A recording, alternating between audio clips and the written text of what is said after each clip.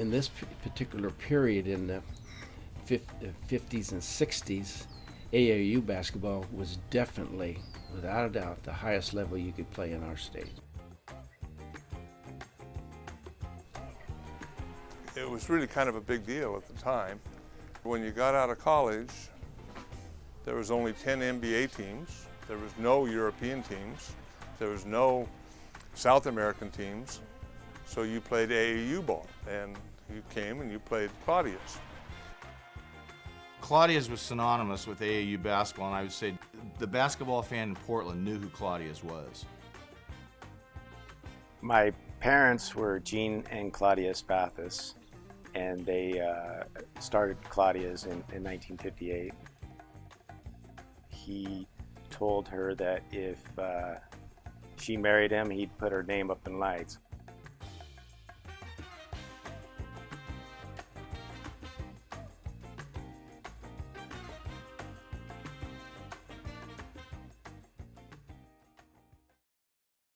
You wind up playing for Claudias because that was the place to play and you knew everybody on the team. But the main inspiration was that there was a coach called Walt Spitznagel.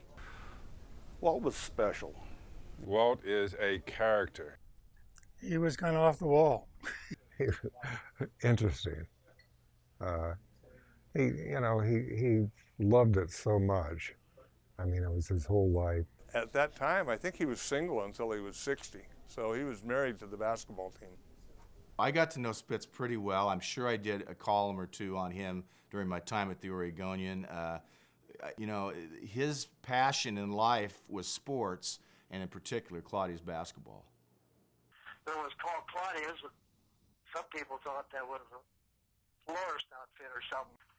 They were surprised at how great a team I could come up with a sponsor that was just a local tavern. Probably my fondest memory of Spitz was watching him pace back and forth when guys would come in the gym. How good he'd be. I've never if anybody's done this before. He used to rub his hands all the time, pacing like he was in a maternity ward waiting for the baby to arrive. Walt was coaching typically players who had just got out of college, or in some cases even had played pro ball. So in some ways they weren't real coachable. I mean, guys came to play and do their own thing. So, I mean, and Walt knew that, I think. He knew that there were some limitations on what they would do if he told them to anyway. So he sort of orchestrated the whole thing, which I think took a real skill in itself. He was very good at recruiting and very good at getting guys that want to play for him, and he wound up getting guys that were better and better.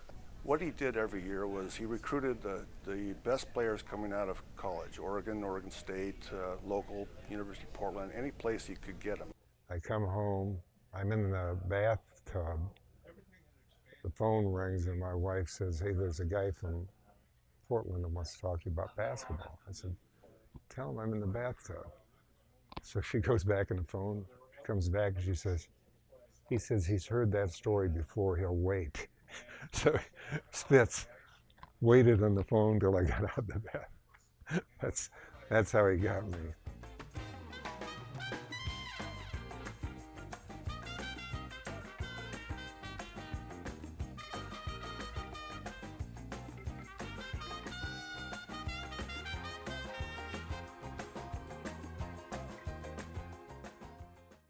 These players weren't paid, but their expenses were. Occasionally they'd play in regional events and their hotel rooms would be taken care of. And in Gene's case, I'm sure he was very generous. He enjoyed the camaraderie with the group. He and Claudia, when the first few years that we played, went to all the tournaments with us. They were not just sponsoring, they were also part of it. Gene loves sports, and I think he saw Claudias as an opportunity to promote, make a higher profile for really was the first sports bar in Portland. Gene was a great sponsor, and we would come over after the games, and that was part of the fun, sit around and socialize for a couple hours, and so it was great. And it was a good sponsorship, and God, the free beer at the back room was probably another added bonus. I had a wife and a little baby at that time. And so I asked him, I said, okay, I can't come over to Claudia's afterwards and have a beer with the guys or anything. And Gene said, if you can keep the star player on the other team under 10 points in this game, you get a case of beer. Almost every week I came, I was getting I guess it was a case of beer. That was a pretty good incentive for Jimmy Anderson in those years, and I think his defense really went up in those games. I remember Claudia used to get upset with us because we would go out drinking after the games. You know, we're 24, 25-year-old kids out of town. I remember she used to get upset that you're not paying enough attention to the basketball. So. We played on average about 50 games a season, sometimes more. Played a lot of ball. City League, we had Doc Bernard's was our biggest competition. They really loaded up for us. A lot of great games against the Stoudemire brothers, and I think it was Dr. Bernard was the team for them, and they were tough competitors, and we played a lot of tournaments against each other. We generally wound up being 1 and 2. We played anybody, everywhere, anytime. And I think for Spitz, that was a highlight of his day when he could go coach a game. Spitz was getting these college games against freshman teams. And this was before freshmen were eligible in the NCAA. I think that it was good for those kids to play against us, to learn a few things. There's a degree of toughness you do gain because we're slower but stronger at that time, and so it was fun. And we're playing against Oregon State one time, and it's early in my career with Claudias. And they're running all these screens and running all over the place, and we're trying to stay with them and running with them. And I'm running by Pudgy, and Pudgy grabs me and holds me. He says, John, you don't have to run with them. Stay right here. They're going to come back. They run their play over there, and they come back. So I learned how to play old guy style. Let the young guys run themselves out and just kind of wait till they come back.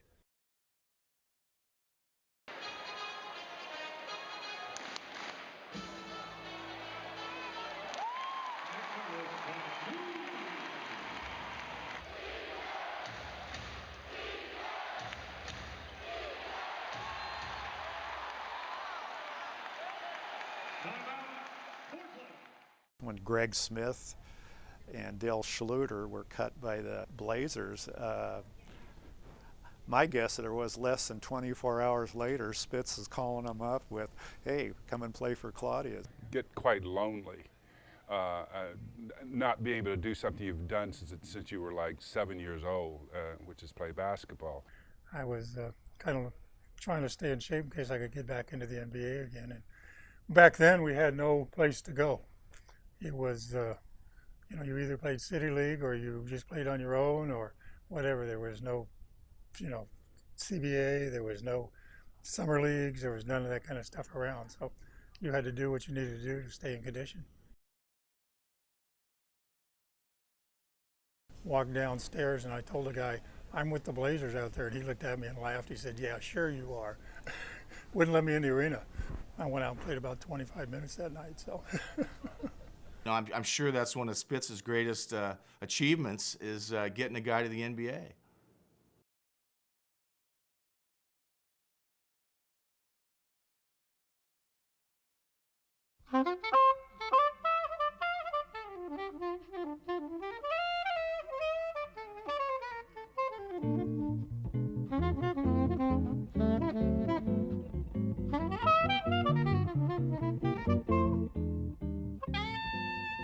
I think that was really the highlight of his long career, was being mentioned in that kind of a way in Sports Illustrated. He probably has that framed in his bedroom, I think. We just had fun. There was no divisional title we were worried about. There was no big contract we were worried about. There was no one gonna points in the paper weren't important. And just trying to win the game was the most important part. And getting back here to Claudia's and talking about the game. You kind of played basketball with your insights and your teammates, and it was very unselfish. And I thought it was a lot more fun, really, to be honest with you. And you know, they have this trophy case that's right behind me here, and full of pictures of guys who played in previous years and trophies that we won over the years. It's just like, you know, a Boston Celtics, if you will. A lot of history in this building. It wasn't so much that Claudias stopped sponsoring, it was that the league folded up.